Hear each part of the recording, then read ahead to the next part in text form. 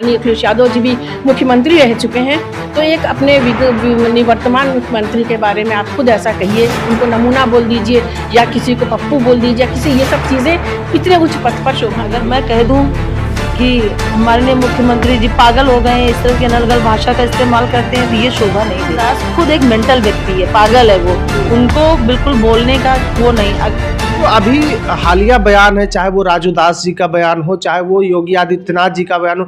राजू दास जी ने जो कहा वो तो समाजवादी पार्टी के राष्ट्रीय अध्यक्ष अखिलेश यादव को राक्षस का।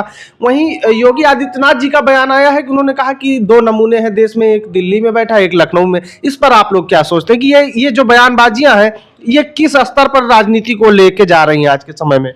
देखिए, मैं बताऊं कि राजू दास आज ये जो बयान दिए है ना, ये कोई नई बात नहीं है। राजू दास ने इसके पहले भी कई बयान दे चुके हैं। राजू दास खुद एक मेंटल व्यक्ति है, पागल है वो, उनको बिल्कुल बोलने का वो नहीं। अगर इतना ही है तो आपको ये सोचना चाहिए, किसी राष्ट्रीय नेता पर इस तरह की टीका टिप्पणी करना, आपको ऊपर मानहानि का दावा भी ठोका जा सकता है। आपको ये राइट नहीं दिया गया कि किसी पर आप इस तरह से करें। और जिस तरह से राजू दास अनर्गल बयान करते हैं, राजू दास का कोई बयान का कोई औचित्य नहीं है। वो बेवकूफ़ है, वो केवल मीडिया में बने रहने के लिए, अपनी पब्लिसिटी करने के लिए, चुनाव लड़ने के लिए, क्योंकि वो खुद चाहते हैं मैं चुनाव लड़ूं, तो ऐसी अनर्गल भाषा का इस्तेमाल करके वो हाईलाइट होना चाहते हैं और मीडिया उनको उठाने का काम करे। बाकी ऐसा कुछ है नहीं। जी, आप क्या कहेंगी? जो योगी आदित्यनाथ जी का बयान आया, उन्होंने कह दिया कि दो नमूने हैं, एक दिल्ली में बैठे। देखिए, इतने उच्च पद पर बैठकर भाषा की शालीनता, एक मुख्यमंत्री जो होता है वो जनता का एक आदर्श होता है और उस जनता के आदर्श को, चाहे वो विपक्षी के नेता है, लेकिन है तो नेता, है तो उनके समकक्षी, वो भी सांसद है, वो भी विधानसभा में रह चुके हैं, तो एक अपने समकालीन या अपने मतलब अपने समान के तरह के व्यक्ति के बारे में इस तरह की बात कहना, ये उनके पद की गरिमा को शोभा नहीं देता। कहीं व्यक्तिगत मामला नहीं, और व्यक्तिगत मामला नहीं लेना चाहिए। देखिए, पद पे चाहे कोई भी हो, इस तरह से भाषाओं का प्रयोग करना जो कि समाज में गलत मैसेज देती हो। अगर हर आदमी इसी तरह से एक दूसरे पे आक्षेप लगाने लगे कि मुख्यमंत्री ऐसा बोल रहा है, तो एक उससे आगे करके बोलेंगे, तो एक समाज में गलत मैसेज जाएगा। चाहे उनको कोई भी शिकवा शिकायत हो, उसको एक अपना संयत भाषा में रख के उनको जो भी आक्षेप लगाने चाहिए, क्योंकि वो भी एक विपक्ष के नेता है और ये भी माननीय अखिलेश यादव जी भी मुख्यमंत्री रह चुके हैं, तो एक अपने निवर्तमान मुख्यमंत्री के बारे में आप खुद ऐसा कहिए, उनको नमूना बोल दीजिए या किसी को पप्पू बोल दीजिए, किसी ये सब चीज़ें इतने उच्च पद पर शोभा नहीं देती हैं। जबकि आप क्या कहेंगे? समाजवादी पार्टी आज देश की तीसरे नंबर की पार्टी है जी। जिस तरह से, और राष्ट्रीय नेता हमारे माननीय अखिलेश यादव जी कोई छोटा चेहरा नहीं है जी, बहुत बड़ा चेहरा है और भविष्य के वो प्रधानमंत्री भी हैं। तो इस तरह की अनर्गल भाषा माननीय मुख्यमंत्री जी को नहीं इस्तेमाल करना चाहिए। उनको ये सोचना, अगर मैं कह दूं कि माननीय मुख्यमंत्री जी पागल हो गए हैं, इस तरह की अनर्गल भाषा का इस्तेमाल करते हैं, तो ये शोभा नहीं देता है।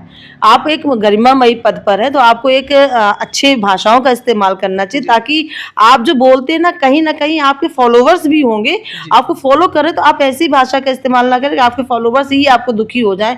और रही बात उनके उसकी, तो जब किसी के बच्चे होंगे तभी तो बच्चों का दर्द जानेगा ना। जब बच्चे बाहर पढ़ रहे हैं, परिवार बाहर है, तो कोई अपने बीवी बच्चे को देखने नहीं जाएगा। बच्चों को पढ़ रहा है बच्चा, तो बच्चों को देखने कोई जाएगा नहीं।